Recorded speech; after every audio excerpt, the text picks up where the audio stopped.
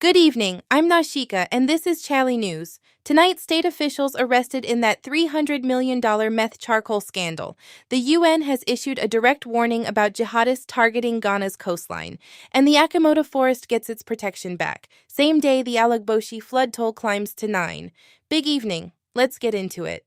The meth charcoal case just got a lot more serious. Two Energy Commission officials are now in NACOC custody. The first Ghanaian state employees arrested in the $300 million drug bust involving a meth-laced charcoal shipment bound for Australia. Investigators want to know whether this operation had government cover from the inside.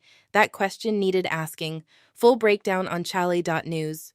On the environment front, Cabinet today revoked EY 144, formally restoring Akamoto Forest to full protected status.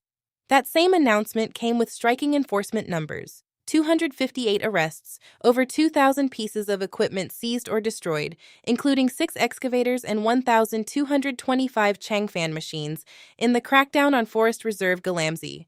The timing, with Accra still dealing with deadly flooding, is hard to miss. Ghana's 2025 Auditor General's report, 5.26 billion Ghanaian cedis in financial irregularities, more than double last year's figure. Same cycle. Report, parliamentary hearing, pledges, nothing. Not one senior official prosecuted. At some point, this stops being a failure of systems and starts being a choice. This one deserves your full attention. The UN has formally warned the Security Council that jihadist groups are rapidly moving toward Gulf of Guinea coastal states, and Ghana is squarely in that zone. These groups are using drones, cryptocurrency, and encrypted communications to evade detection as they push south from the Sahel. This is not a distant threat anymore. The Alagboshi floods, that was June 29th. Today, July 15th, another body was pulled from the area. So decomposed it was impossible to even determine the victim's sex. The toll is now 9. 7 people are still missing. 2.5 weeks later. Aliu Mahama was buying kenki for his children at 10 p.m. when Nungwa police struck him on the head with a stick, before asking him a single question. Medical findings show bleeding and swelling in both eyes. The Ghana Police Service has not commented.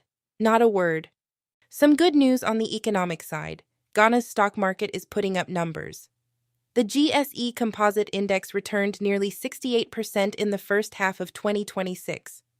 June alone saw trading volume jump 606% year-on-year. Intravenous Infusions PLC led the charge with a 125% gain in the month. The recovery story has some hard data behind it now. Practical and urgent, photocopying your Ghana card is now a criminal offense. The NIA gazetted the change today, making biometric verification mandatory for all transactions. Businesses that don't comply face fines up to 2,000 penalty units.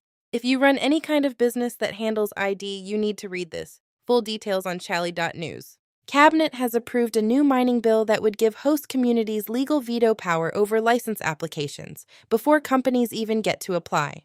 New district mining committees would formalize that role for the first time. It's heading to Parliament. If it passes, it changes the game for every community sitting on Ghana's resources. Nearly half of all deaths in Ghana are now caused by diabetes and hypertension. Half. Deputy Health Minister Dr. Grace Ayensu Dankwa told Parliament yesterday. The Mahama Cares Fund was mentioned, but no funding figures, no timelines. Experts say prevention has to be central. Promising equipment without addressing lifestyle and access won't cut it. Meet Nurse Mary, an AI midwife reaching pregnant women in Ghana's remotest communities entirely by SMS. No internet, no smartphone, no airtime needed. Ghana Health Service and Jacaranda Health launched the platform to provide 24/7 guidance, appointment reminders, and emergency support. Simple technology, potentially life-saving reach. Chale, IShowSpeed is performing at the FIFA World Cup closing ceremony on July 19th.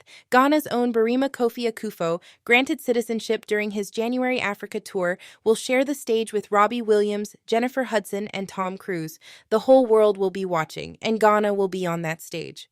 Tonight in Atlanta, England versus Argentina World Cup semi-final. FIFA made history moving VAR officials from remote hubs into the stadium itself after a tournament full of refereeing controversy.